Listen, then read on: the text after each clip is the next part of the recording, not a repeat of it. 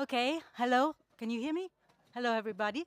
My name is Hedvig Justo, and I am head of the international program at the Foundation for European Progressive Studies, and I'm going to moderate this table. I have a disclaimer first, because at FEPS we are very committed to gender equality and gender balance. But when I closed the preparation of this panel, I said to myself, oh, I blew it this time because we have an all-women panel, but what women, but in a nice way.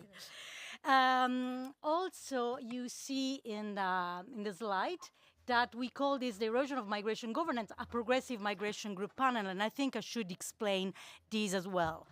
At FEPS 3 years ago, we created this working group of migration experts, which is equally composed of African and European experts who meet a few times a year to discuss, of course, migration-related issues.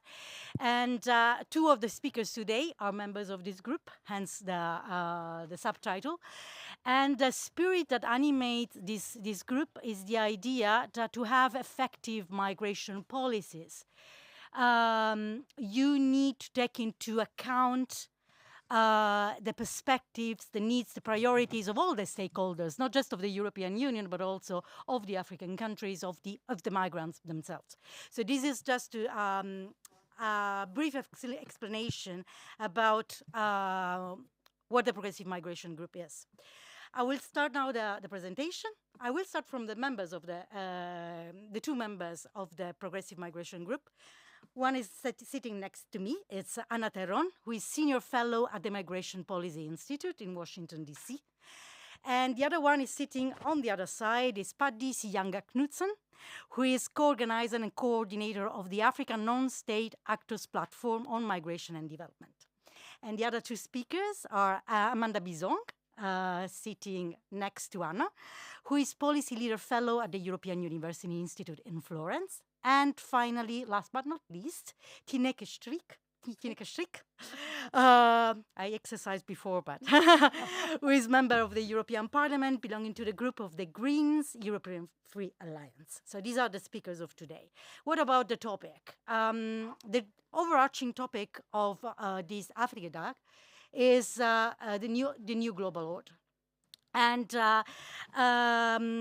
for this seminar, we were thinking, how is this changing that is happening at global level? This crisis of the rule-based multilateralism, affecting also migration, the migration government, the international migration governance, in a context which is also characterized by political tendencies towards the right, towards nationalism, and in which we are also observing, as a consequence also, cuts to support for multilateral cooperation.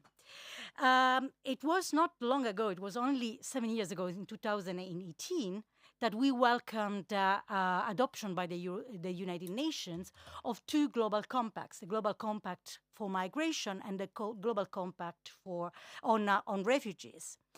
And at the time, this adoption was seemed to testify the fact that national governments, as states, were recognizing the fact that a global phenomenon such as migration could only be regulated, could only be governed at international level. This happened only 7 years ago. Of course, not all the states actually voted in favor, with the notable exception, for example, of the United States. Hungary, as far as other countries abstained from voting, like Italy, my own country. But yet there was, hope that these global compacts could help having framework, a framework for a global governance. Now, what we are seeing is instead a tendency towards, bilateral, minilateral agreements as far as Europe, for example, is concerned. In words, the European Union repeat its commitments to the Global Compact. But in reality, we see this kind of bilateral or minilateral agreements, often they unofficial agreements, not binding agreements, with a lot of conditionality agreements, focusing on migration. So this is basically the topic that we would like to address today. And my first questions to the speakers, and maybe I will start from Paddy, if you don't mind, and then maybe continuing this way, is what is happening to what is your perception of this global framework? What is happening to it? What is the Global Compact still delivering on some extent? Paddy, please. It's difficult to tell if it's on. Oh, there you go. I hear myself. Yeah. I think I hear myself. Can you hear me? Okay. Thank you, Hedi. I was just thinking about the question as you posed it to me, and as you were reframing it, a couple of things come to mind. At the African Non-State Actors Platform, which is a platform that brings together trade unions, diaspora actors, and civil society that work on migration governance and its nexus to development, what we've tried to do over the last 2 years of the platform, which is membership-based, is for us to do collective advocacy. And what we've also tried to do is to gather the expertise that comes from the Africa side. So 2 of us on the panel are actually members of the African Non-State Actors Platform. And I was looking into the crowd. If you saw me looking in, I was trying to see who else we have. I see a Will in the back, wave of hand, so you can get a sense of what the platform is like. And I think we have some other colleagues joining a bit later. And I speak about this because I think that's the power that has not been leveraged much, I think, in the Global Compact itself, and we can talk a little bit about later. But one of the cornerstones, or rather what really brought us together, trade unions, diaspora, and civil society, coming together in terms of, what do we set as our common vision? And we looked to the Global Compact on migration because we thought, for the first time, you have an instrument where the United Nations has some very clear objectives, negotiated objectives, that can spell out what could be the inspiration that member states can take in moving forward migration policies, or even policies that touch on migration. But at the same time, this is happening in the context of other parallel processes.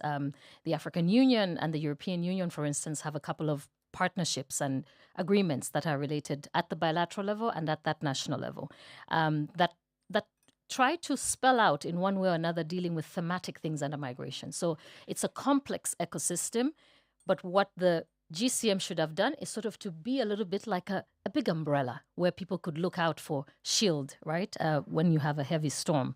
So we can talk a little bit about those storms. And I think one of those storms, the way at least we look at it from the platform, has been a test for the GCM. Unfortunately, storm number 1, Ukraine. So when you had the crisis in Ukraine, third country nationals were also fleeing Ukraine. And the expectation would have been a couple of years into having something above the cloud that should say something about what we should do when people are fleeing or they've been forcibly displaced.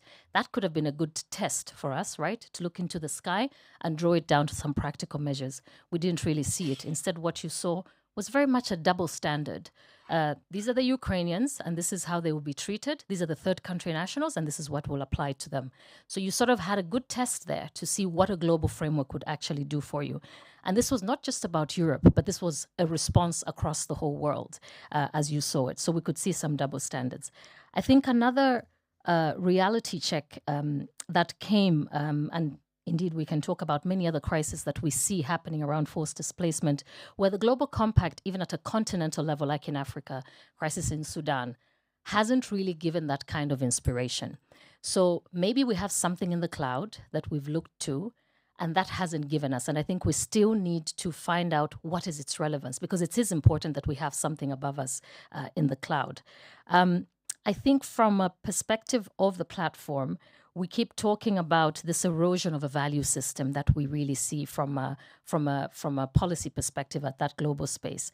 And I think it's very much linked to not looking at migration rights or migrants' rights as human rights. So they are really looked at. This is a set of people who are on the move and they need their rights. And these are the humans and they need human rights. But if we really do see people as people, then it becomes a little bit more easier for us to deal with migration governance and everything else that has to do with migrants. So I think that erosion speaks a lot into what you see as an erosion from the value system.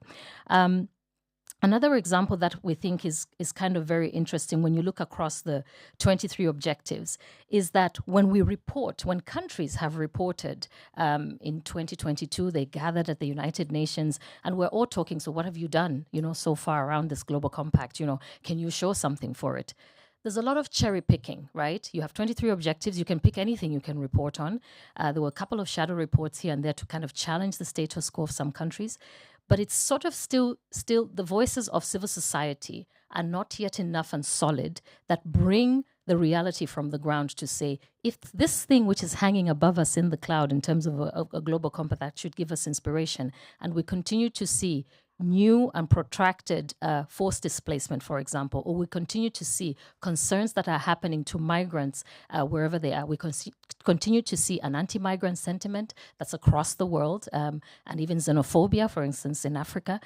What is this? Why should we be holding this umbrella that gives us this shield in the sky? And I think those are some of the things that will be very interesting for us to listen to as we deliberate today. Thank you very much, Paddy. Now to you, Tineke. She is giving a perspective from Africa. From the European point of view, I just mentioned the fact that in words, the European Union still commits to the global compact, but what we are seeing in Europe is actually something different. We see a debate also whenever we speak about relations between Africa and Europe in whatever the topic, migration pops up always. It's kind of allow me the term contaminate whatever discussion there is on relations between the two continents. Just I was listening to the previous panel here, and 45 minutes into the discussion, migration had not been mentioned. I was like, wow, finally. And then, yeah, it came. So I said, no, you can't. It looks like you can escape. And as Marit Mai actually mentioned before, it's the European Union, the European member states are kind of obsessed with migration. Yeah. And this also feed misconceptions about Africa, about the real Africa of today. But in Europe, we have also, besides the global compact, there is also the pact on migration, which should have also given a kind of common, harmonized governance of migration into the European Union with all these shadows and many shadows, some lights, maybe. But how do you see its implementation? Yeah, maybe first say something about the two global compacts, because on the global compact on the refugees, we have a kind of system monitoring cycle where the EU contributes to the global refugee forum, explaining how many pledges and so on. But the problem there, of course, is that it's just a discretion to the member states how many pledges they make. So there is a procedure, but you see time and time again that the pledges that are made are not being materialized. And the only thing that the EU does, or maybe can do, is offer funding for those resettlements that are promised by the member states, so kind of encouragement. But on the global compact of the migration, you never hear a word about it in EU policy making. Not at all. It's not a framework of reference.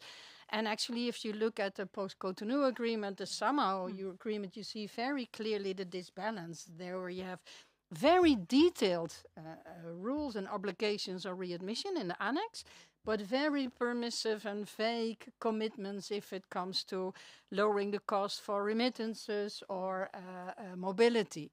Yes, this obsession with migration, this is really not exaggerated, is also visible in the pact. Indeed, the pact was actually focusing on internal harmonization and internal solidarity.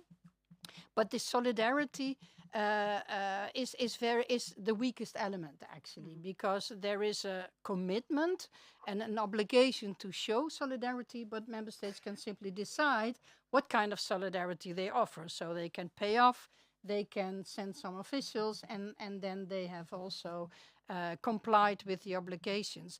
And I remember very vividly at the moment that this was adopted in the council, I called with the Italian ambassador, like, why do you agree with such a permissive system? And then he said, well, we got the promise that we will have a decrease of the number of arrivals at our shores. And that was exactly 4 days before Rutte and Meloni started to sign a MOU in Tunis. And this is very illustrating how the pact works, and also the EU cooperation. They disagree with everything except keeping migrants and refugees outside of the EU. And because of this obsession, there is no space in their eyes, at least, for having other types of interest or values. Officially, the treaty obliges the EU to, in every external action, promote rule of law, democracy, and fundamental rights. But the opposite is actually happening, because the only thing that we ask or demand from third countries is that they prevent departures from their countries into the EU, no matter how. And you see, every research is also confirming that these deals, like with Tunisia, for instance, but now also with Egypt, where Sisi gets 5 billion euros as a blanco check, that it in the end leads to more repression towards migrants and refugees, because they want to deliver. And they know that for the EU, there's no conditionality at all if it comes to human rights. So what you see in Tunisia, for instance, people being dumped in the desert, even sold to Libyan militias, and the EU doesn't care at all about this. Actually, to the opposite, we keep silent about human rights abuses, also in the general sense. So I talk a lot with human rights defenders, also judges, all other kinds of people belonging to civil society, fighting for reforms in autocratic systems, and they feel completely left alone by the EU. Because what the EU is doing is actually legitimizing and reinforcing the power of autocrats. And also, if you look at countries a bit further away, because this is very clear in Egypt, Turkey, Tunisia, and Libya, where they actually support crimes against humanity, the way that the UN described what is happening over there. But you see it also with countries further down, like with Mauritania. There's now also a new migration deal. There is some sort of an improvement on the one hand with interceptions that is followed by kind of identification by UNHCR, but there's also an increase of raids going on in the cities where people are arrested, put in detention, and immediately expelled. And this is where the EU again looks away. So what should happen, of course, if you enter into cooperation, it should be much more comprehensive, and it should be human rights compliant, of course, that you really look at how can we invest in more protection in those countries before you even think of pushing them to close their borders. And I think also you see it in like the regional cooperation of ECOWAS, where this bilateral cooperation with countries like Nigeria or whatever also risk to undermine the regional cooperation and free movement within that area. So it's very short-sighted, what the EU is doing, very short term also, because in the end it will only lead to more dangerous and longer routes for migrants. So yeah, there should be a really reset and a reversing of this tendency, but it's very difficult because politicians tend to be more and more short-sighted and short-term as well. And if you think of multilateralism, what I find very worrying is that also UN organizations like UNHCR and IOM, they get more and more complicit actually in those deals and those cooperation, because they depend a lot on the funding of the EU and the EU member states. The EU uses them actually to legitimize, because, oh, look, we have UNHCR there, so there should be no problem. And it makes them very prone to be less critical on what is happening, what is going on. And therefore, we need, I think, a much stronger stance of the General Assembly or other monitoring mechanism.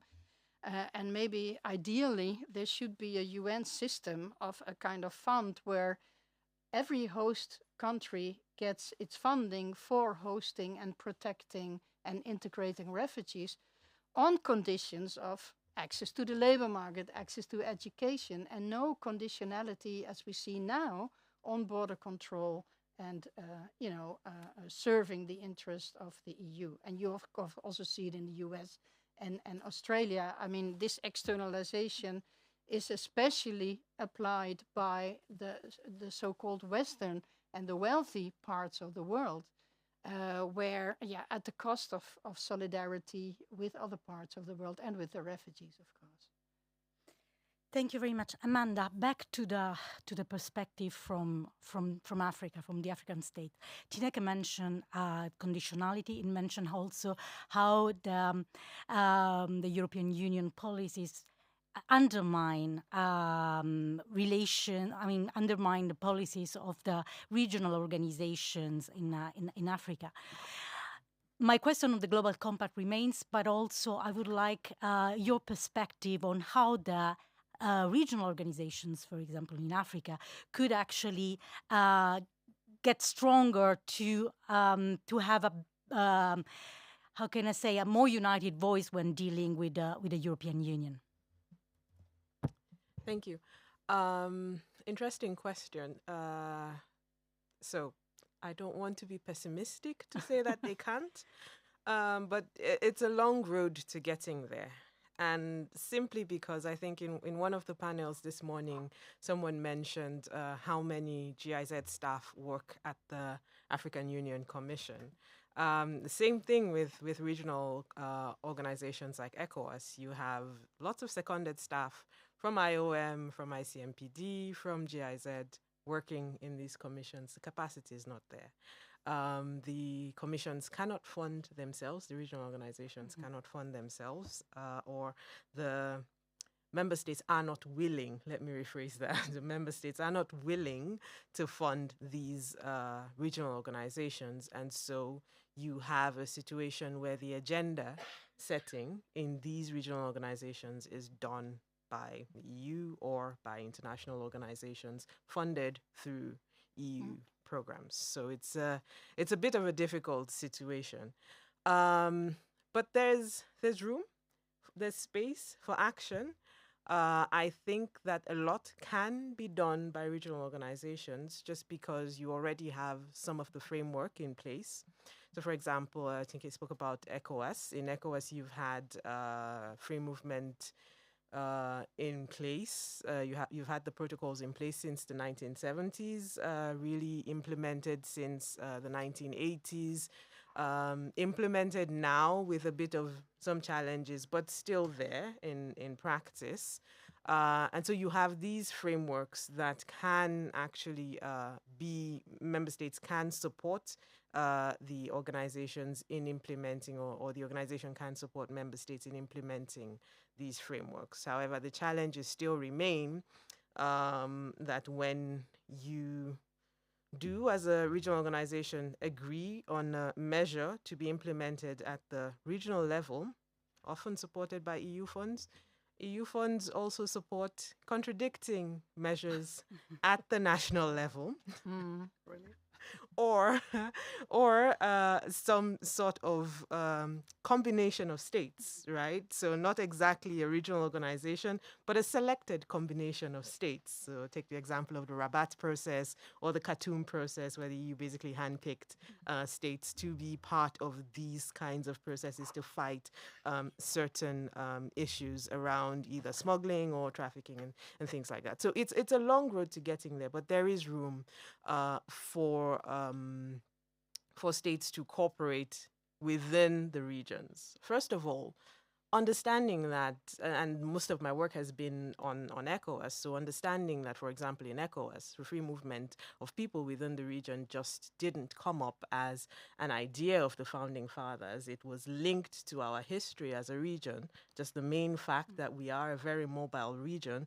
Most of the people within that sub-region actually move for seasonal migration, either from Cote d'Ivoire to Burkina Faso or from Niger to Nigeria, Benin to Nigeria. You know, there have been established patterns of secular migration, most of them pre-colonial. Most of them got adjusted according to colonial boundaries and still exist till today. So, for example, there are people who live somewhere in Western Nigeria, in Abeokuta, who travel from Abeokuta to Benin, to Benin Republic for trade. And then they go back to their countries, and these are routes that have been there. So first of all, there's the existing roots and existing traditions. Secondly, also economic reasons, right? Because why the founding fathers thought, well, it was a good thing to also have free movement of people in at the same time free movement of goods and services, was because you need people to move in order to build the economy of the region. So when we lose sight of some of these things and we're really fixated on, okay, we need to stop people from moving, for example, from Nigeria to Niger because everyone headed towards Agadez is heading towards Europe. You're stifling a very important economic lifeline for the region. And I frequently give this example because previously I used to work on trade in the region in West Africa. And I was working on trade facilitation, and we did a very hectic job for over 3 years of removing all the roadblocks that were put in place by customs officials on a particular stretch of road in Nigeria, which is part of the longer stretch of the Abidjan-Lagos corridor. And it was nice. It was clear, free of roadblocks for 6 months. And then the EU came with its funding for migration. And those roadblocks popped back up again. But this time, they weren't customs roadblocks. They were immigration roadblocks. But what does that mean for a truck that's heading to the border with produce? That means you get stopped still. So all the work that I had done, funded by the EU, on trade, right? EU funds came back to unravel again. So, I mean, there is space. Now, in all this, I need to say that African countries are not passive recipients of this support from the EU or EU interest and all that. There is agency. There is agency of African governments. There's the agency of African political elites. So an example I would like to use here would be the case of Niger before Niger fell, before the coup, where you had the governments who knew exactly what they were doing, signing these agreements with the EU, right? They knew. So part of the regime strategy then was to legitimize the domestic, their political regime, because they had no domestic support, and so they had to legitimize it by getting this support from the international, from the international level. So engaging with the EU, being a good partner with different countries, looking to address migration issues. But that was because at the domestic level there was a lot of repression going on, and they needed that legitimacy. So that's one example, but there's several other examples across other countries. So let's not think that there's no agency. African governments, African political elites are also serving their interests through these deals. You're actually reinforcing the thing that I was saying before. There is so many preconceptions about Africa. And you also explained quite very well how EU policies towards Africa are not only backfiring, but are also not coherent with each other. Moving from that, Anna, the question of the global compact always remains there, if you want to answer. But also, I mean, the political landscape is not favorable, unfortunately. We know. We said it in the beginning. We are obsessed by migration in Europe. Migration is the key topic in elections in almost all the European Union member states. Whenever we speak with Africa, it's always migration pops up. I was saying before. But are there? I mean, we have to continue working for alternatives. Though it's the work also we have been doing in the Progressive Migration Group. I mean, we keep hoping that there is room for change, and we have to think about what are the alternatives. So my question would be to you: what are alternative models of cooperation between Africa and the European Union? Oh well, thank you, Heidi, and thank you for inviting me to this round table. Look, after Amanda's words, there's something I need to say. Amanda, the fathers of the European Union, thought that free movement of goods, persons in the European Union were key for EU construction and for EU development. Yep. So, interestingly, at that very time, when Schengen when the Schengen Agreement had to be implemented, the political forces and the institutional forces against it already used migration to block the implementation for 10 years. It took 10 years to implement Schengen. Why? Because you had to understand, I mean, to put it very short, it is impossible to know whether I am from Chile or from Spain if I cross a border in Europe. So it had to be for all or for no one. So when we removed borders at the European Union and we created this idea of external borders that everybody thinks that is the perimeter of Europe, but it's every kind of train station or airport in which people from abroad comes, there was a sort of idea that free movement of goods was so important and free movement of persons was so important that the effect would be to really create a migration policy. On the contrary, those who thought at that time that member states could never give up in controlling their borders, and those who thought that that was a core thing of the state, I mean, controlling the piece of land which is your land and deciding who could get in and who could not, were trying to use migration as it has been done in the last, let's say, all along the human history, but particularly in Europe in the last 100 years, and think about the 30s in the 20th century, to use migration as something easily that could easily be used to portray the others. Okay, so migrants are the others. We have to control this alterity. We need to control our borders. And I say that because we can only understand where we are and what we can do if we divide things related with migration in 3 different areas. One is the reality. The second one has nothing to do with the reality and is the way we use migration. And the third one is policies and governance. Okay, the reality is very easy.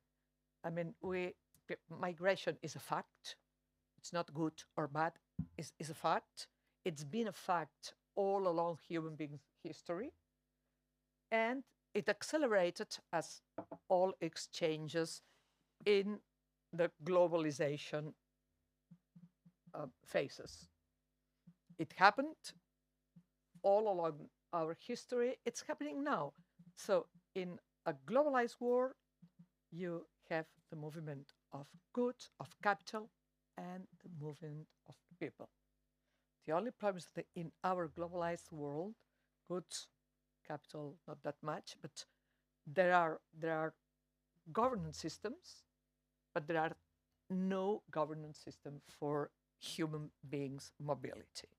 So the more the political sphere and the more the narrative about migration is being used to back a nationalist approach, a new nationalist approach, the more the policies and the governance suffer. And that's why we are today doing things that are totally idiot, if I can put that, if I can put it in that way, you know. Just to end that and to mention the Global Compact. If we go back to the European Union, what we have now on the table is the European Migration Pact. The European Migration Pact is again a pact among ourselves. If you read it, it's not that different than the Tampere Agreement in 1999. I was there, I was member of the European Parliament, and I was the coordinator of the Socialist Group in Civil Liberty in Libe Committee. And I well remember what was kept out of the pact: external dimension and legal path. Okay? But there was a sort of agreement about how to deal with external borders, etc. After 3-5 years programs, after the 2015 migration agenda, the European Pact again is a pact among ourselves and about how to do things within Europe. And again, it says, for that to happen, we have to develop the external dimension and we have to create legal paths. It has always been, and it is work in progress. My point is that all the problems we have had during the last 25 years in trying to back our migration policy with no partners are still there. What the European Union, I think, that very cleverly did in 2016 was to invest a lot of political capital, and there were, I can give you names, but whatever. The European Union used a lot of political capital in backing the global compact of migration. Why? Not only because we are nice people believing in multilateralism, but because a global arena of consensus was very useful to develop this external dimension of the migration European policy. If you have a framework in which you have somehow the interests of others in the equation, you can use this framework to develop your own external the external dimension of your own migration policy. What we have now is that this first layer I was mentioning, the very political and very rhetoric use of migration to back nationalism has broken this consensus. So minutes after the pact was done, there were a lot of media here and there destroying and trolling the pact. So some EU member states didn't went on to ratify it. The United States before that left the bloc, etc., etc., etc. So what can we do? I think we still have to use the Global Compact as it is, as a sort of roadmap, because it's the only thing we have in front of us to really keep a conversation on migration, a global conversation on migration. Thank you, Anna. You actually reminded me of this, of that year 2018. You mentioned the word trolling, that the pact was trolled. But actually, it is interesting, and we should do actually to somehow, as progressive, blame a little bit ourselves, because I remember at the time all the leaders of the right-wing parties being very prepared on the pact and using the same, the same arguments, even the false arguments, because we know that the compact is not legally binding, but yet they were presenting it like it would have been an attack to national sovereignty.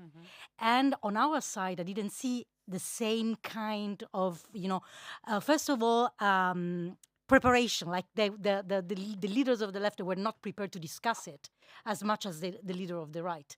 So it was unbalanced. The discussion was very unbalanced. On the one hand, I remember at the time she was not prime minister, Giorgia Meloni. She was the leader of a party. She was not prime minister, but she was very vocal, and she used exactly the same argument of Viktor Orban. They had like a script. That could be, while on our side, there was more like confusion on what to say. People, maybe also leaders, not very prepared on what the compact was about. Perhaps I'll just come in, because I think what's important for us to also realize that the negotiation, I think, for Global South was a failed one. A lot didn't make it into the Global Compact. And so while I will agree with a lot of things with Anna, I don't agree that we should continue with the Global Compact as it is. It is a compact without teeth. So you can take as much meat as you can into your mouth. If you don't have meat, you will chew forever.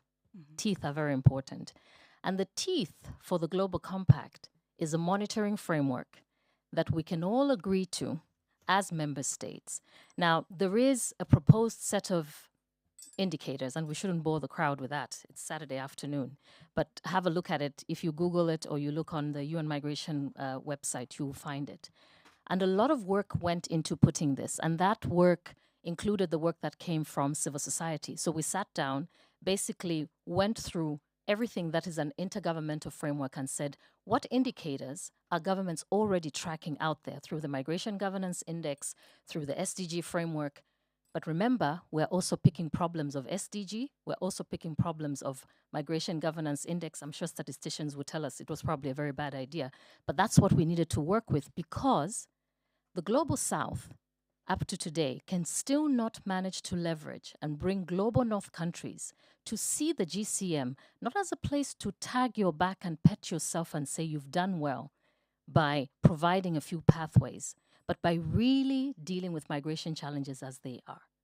And so I think we cannot continue to use it as it is without teeth. Otherwise, let's continue chewing forever. And then I'm happy to be vegan in that case. And so I think the other thing that's important is that today, where it stands, it's then met with depleting resources, depleting effort, depleting energy in the multilateral space. And our topic is about migration governance that is sitting in the space of development. So this is not just about the GCM. This is about, and I was hoping I don't have to say anything about the United States, but here we are. This is about a country like the United States playing tantrums all the time. I'm not coming to COP. I'm not coming for financing for development. I'm not coming to that party. I'm not coming here. Oh, by the way, the Global Compact on Migration was supposed to have a big party review May. It's happening May next year. And the United States has said, you're welcome, but I'll tell you something. I carry a Zambian passport. For me to enter the United States of America, since a few months ago, I need to put a visa bond, whether I go for work, for study, whatever it is that I'm going to do, of something between $5,000 to $10,000 US dollars, that I take my hard-worked money, which I don't have $10,000 US dollars to give the US government, to sit in a bank account so I can go for a Global Compact for Migration meeting and come out of the US. This is the country that hosts the United Nations. And this is the country in which we're going to have a migration conversation. And I'm not just talking about Paddy with a passport from Zambia. I'm talking about several countries that are on lists, all sorts of travel ban lists inside the United States. And this is not just a governance issue. It happened a few weeks ago with the US saying, I can pick and choose who comes to any review that's related to the United Nations. Now, it's a United Nations conversation because they host the party hall. We've all agreed this is where the parties will take place. So we have a bigger conversation, I think, that we need to take when we talk about the GCM. My very last point, I think that then we cannot look to the global north. I'm really sorry, but we cannot look to the global north for solutions, because we need to look at the agency, as Amanda was saying, which is sitting in the global south. And that agency has been evident, whether we're talking about agency at the regional level, whether we're talking about the agency that has also happened outside of financing development. Financing development equals financing migration governance, where the agency of African member states, for instance, on tax, on debt, all these are very important so that people don't leave, money stays on the continent, or that has been pushed against African member states. And they have had to form collisions in spaces outside of migration governance. So again, migration governance is not just the GCM. Migration governance has to do with money for development. People need to have the option to stay in their countries of origin. They cannot stay because there is no money. And the money is held in a UN big system that controls what financing looks like. And so the positioning of African countries, the position of Latin American countries, and even Asian countries, the positioning of different countries in different negotiated spaces is very important. And I think we need to take this into consideration. So while the Global Compact, we want it to be strengthened, we also need to look other spaces because migration is being tagged in all different directions. Tineke, you wanted to say something? Yeah, briefly, because otherwise the audience has no time anymore. But just as you said, I think it's very exemplary still that the right-wing politicians are creating the narrative and puts us in the defense. And I think we should really get out of that, because we do have an own narrative, but what we do often is like with the compact, saying no, but it's not binding. And it's the same with all the things that we try to get rid of a tax in a way that actually confirms what the right-wing politicians are saying. And on that, I was also really thinking, like also what you said, Amandine, that the Global South doesn't manage, apparently, to unite on a negotiations position. And I think this is a really key, because if I look at the General Assembly, for instance, they would be in a majority to have certain positions or resolutions or whatever. So how could we break through that? And I very much agree with you. Then you should also look at other issues like fair trade or whatever. But also, isn't there also a thing that, what you also said, that certain regimes in the Global South also benefit from it? So it's not, they are not united, actually.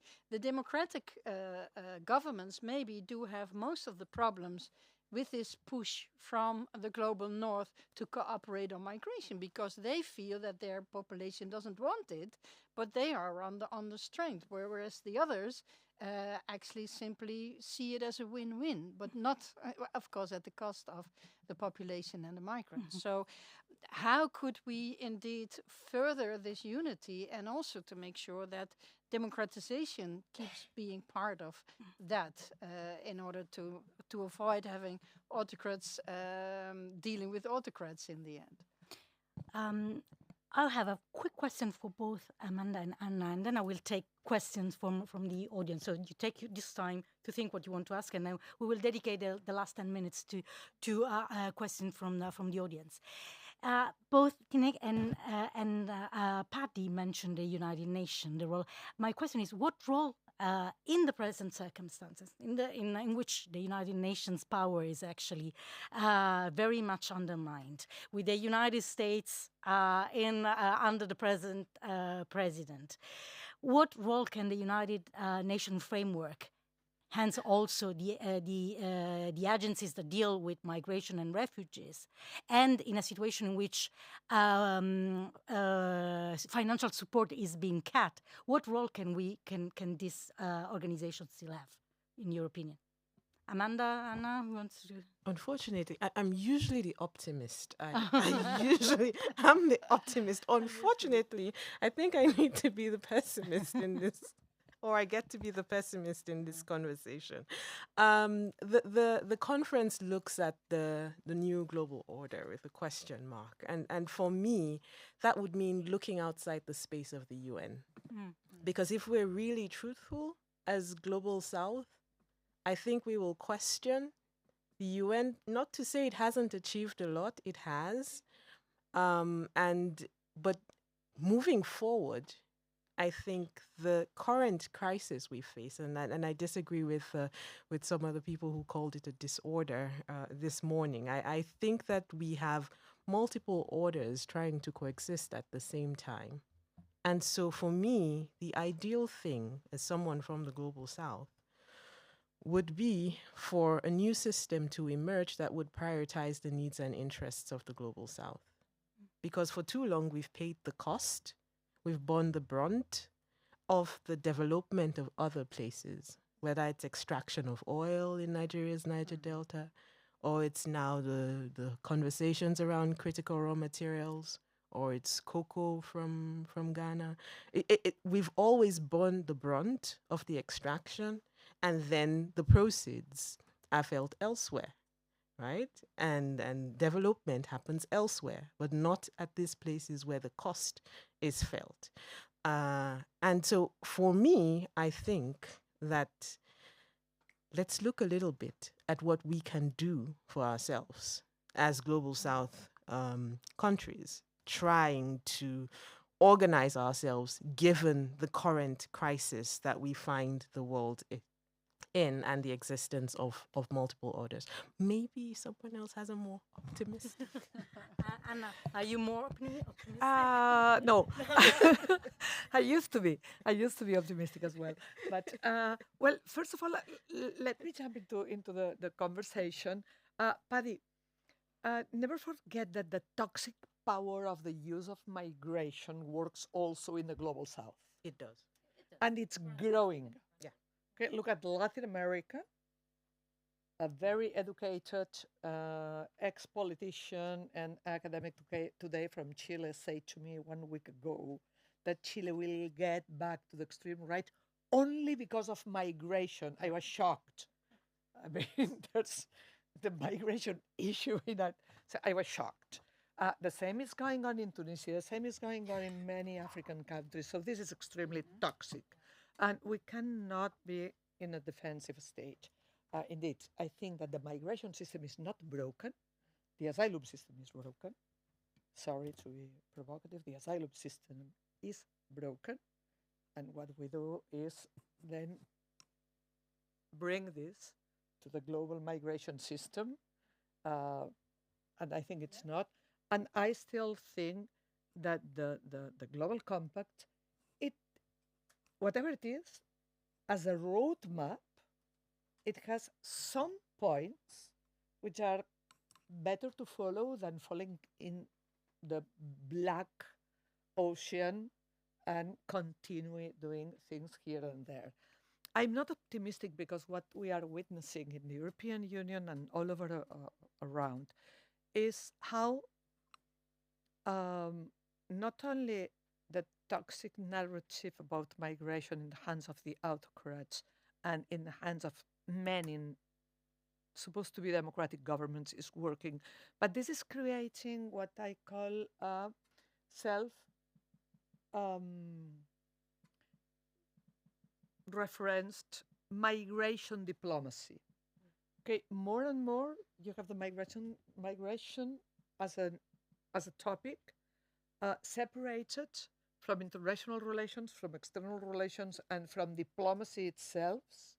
And you have more and more the actors of interior affairs, the actors of security, dealing in a global way on migration. And that's scary because at the end of the day, as we all assume that not we, but the governments assume that the only thing to do is to close the borders and to control the borders, this diplomacy is being developed, not having into consideration other very important points of foreign affairs of the same countries, of other interests of the same countries. Look at the Mediterranean Pact.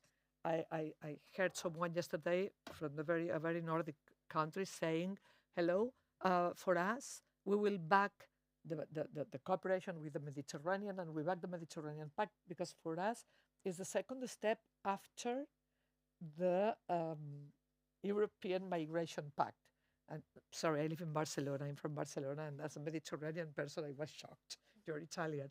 For me, it was like, okay, we have the Mediterranean cooperation, we have the migration cooperation, and some intersections in between them here and there. But no, it's a second step. So the main point for the Mediterranean Pact is how to control borders there. Everything we could do to globalize the discussion and to keep alive a broader vision in which migration should be a part, but a broader vision and a broader global cooperation, the better. And I'm not optimistic, but I keep trying. Okay, I wanted to give more time to the audience, but okay, I see two questions, one and the other one. Yeah. Where? Okay, sorry, you are in the shadow. I didn't see you. Okay, three questions in the dark. No, I really agree with what you said about, yes, to watch the global south in order to study new policies on migration. I agree with you when you mention the role of the European Union in legitimizing some authoritarian rules, such as Egypt, and I think is very important. And for the nationalistic approach, yes, but there is also the reality. For Italy, for example, where I come from, the reality is we lack of manpower, and the government was forced to open the quotas, and 500,000 people regularized already in Italy. Yeah, exactly. Has been forced to regularize migrants, and to open also some quotas. But just to have an approach to the global south from an European perspective, don't you think that maybe diaspora could play a major role in this sense? The other question was the lady there? As a bridge. Yes. Yeah. Hello. My question has to do with the toxic narrative that has been mentioned, by the different speakers about migration. I'm wondering, from your perspective, especially in the global north, is this not a distraction by politicians rather than truly addressing their failures with regards to the policies they've put in place or what they're supposed to be doing for their citizens? It's blamed on migration. Because Africa, for all our failures, there are certain things we don't hide from. We know that when the government is not doing well, we say, okay, Ghana must go. It's the problem of the foreigners. At least we are sincere about it. But here, it seems as if it's still a covert operation, and everyone pretends that they do not know that migrants are working in farms, that migrants are providing services, that migrants are working in the building sector, whether they are documented or not. So is it not time, to start addressing the politicians and their failures rather than blaming it on migration? Yeah. There was the last one. The last question.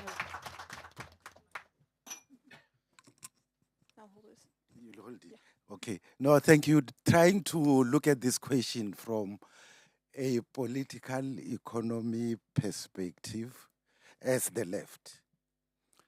There seems to be a quandary in the narrative that the left can devise in its own domestic politics to deal with this challenge.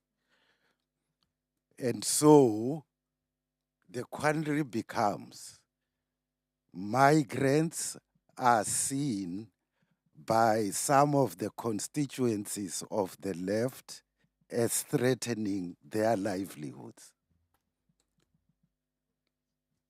And arising out of that, the difficulty that the left then faces is that because they want to communicate at a different philosophical level, they start losing the support of the very working class that is supposed to be their co-constituency. How do you deal with that quandary? I'm raising this, maybe it's surprising. I come from South Africa, and we are mainly a recipient country. And that challenge of competition for resources arises amongst poor South Africans in relation to migrants. That was before someone from across the Atlantic said descendants of Dutch settlers should become migrants in the US. Thanks. Okay, we really have running out of time, so 30 seconds each. Anna, do you want to start maybe? Well,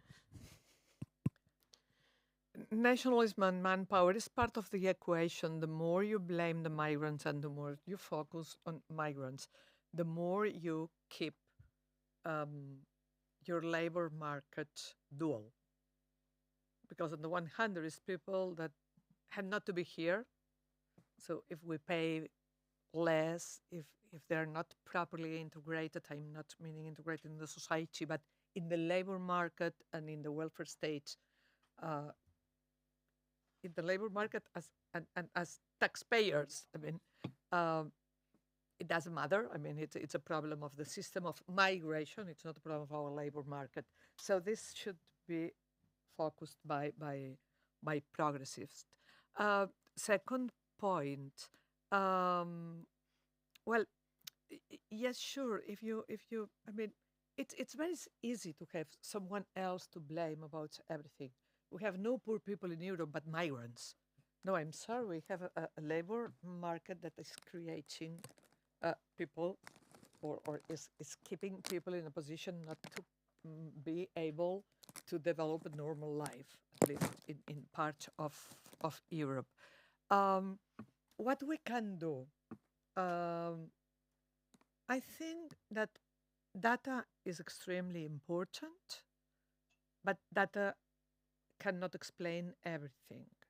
Just one sentence to tell you that in Spain, we have had in 2 years 40,000 people arriving from Africa to the Canary Islands, the vast majority of them from Mali, which has been extremely controversial. We have almost 300,000 people arriving by plane and seeking protection from Venezuela and from Colombia, and there's no one word said about them. It is because of cultural reason? No, it is because in our country, in a couple of years, you can become national if you come from Latin America. And the vast majority of people from Latin America origin in Spain, they can vote. And the right wing think that these people can vote easily for them and say nothing about. But I'll speak about Muslims and Africans. Okay, it's not about culture. It's about the position of them in the society. I need to stop you because we No, one sentence. Pedro Sánchez, the president of the government in Spain, is probably the only person in the government openly defending migration. He decided not to be more in a defensive way, but on the other, but to be on the other side. Let's see what will happen. Amanda, do you want to say something? Yes, please. Thank you for raising the point about data. Data alone is not enough. We need human stories. It's emotion. And we forget also that in Europe, there have been waves and waves and waves of migration. First, it was the Italians, right? Then the Spanish. Then, and it was always that, well, these are the ones who have a criminal sort of because they're not integrated into the society and all that and all that. And it's very easy to look at people and push them as the other, right? Because they're the migrants. And so today we're having this, but let's not forget that while this is happening on the one hand, on the other hand, we're seeing the emergence of a police state that is also reducing human rights, right? So first it starts from reducing the rights of the migrants, then it comes to reducing our own rights. So until, like Paddy said, we recognize that migrant rights are also human rights, then we will now start taking this conversation seriously. And until we demand more from our politicians, like Maureen said, asking about rising inequality, asking about educational systems that are failing people, then we keep focusing on migration, which is not the major issue because migration has always been and will continue to be part of the human story. Yeah, it's very spot on your analysis that this is mainly to distract from the problems that politicians have created, of course, with liberalization of many public services and so on. So it is a successful story, I would say, for these right-wing populists. And the big challenge for progressive politicians is not to fall in that trap by, if you disagree with that you would lose the disappointed people. And this is indeed the dilemma where many politicians are in. I really think we should try to be more offensive and really make very clear where the problems lie and what wrong decisions have been made and how we can correct that. With a better policy making, and also not shying away from the fact that we should not divide ourselves and that we need migrants and refugees, and it could be a win-win. But yeah, you see in the political landscape, it's very easy to end up in a corner.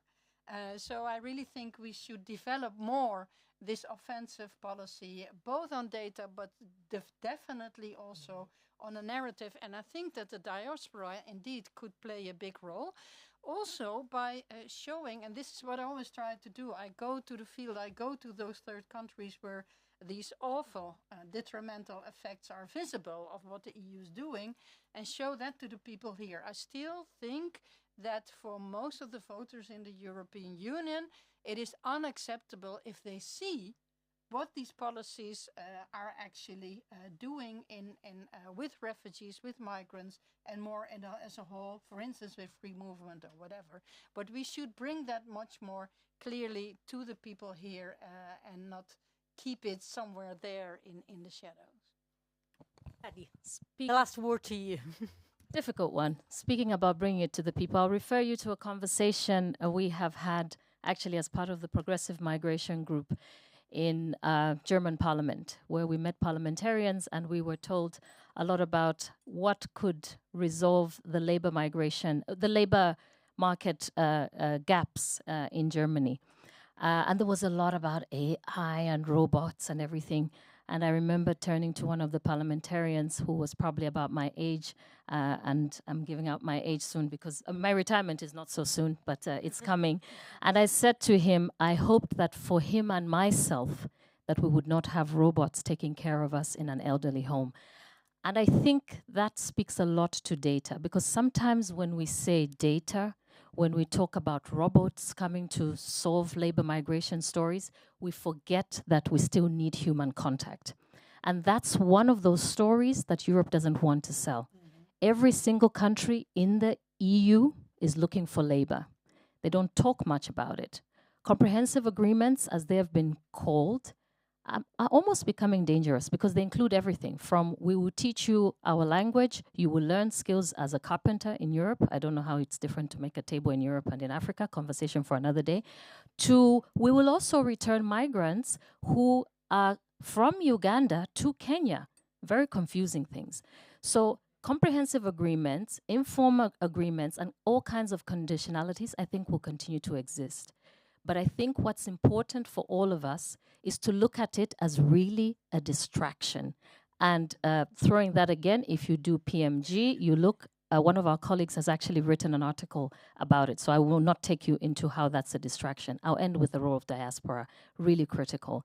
And I think that we can leverage the diaspora. We call the diaspora at the platform game changers, because they're game changers of narratives, but they're also game changers in terms of financing. Look up all the numbers. When you look at ODA, when you look at FDI, no matter how you do your mathematics, it does not math. What does that mean? They are contributing onto the continent much more than ODA. So their voice has also become important, not just as reframing the narrative of migration, but also talking about who is really financing Africa's development. So that's a conversation for next time, Heidi, but I think that's really important in also bringing the voices much closer to our parliaments back at home, to making the connection with the progressives on the European continent, and for us to just elevate the conversation a little bit further so that I think we can see less erosion, because erosion is there, but maybe less, and a bit more progressive would be better. Thank you so much.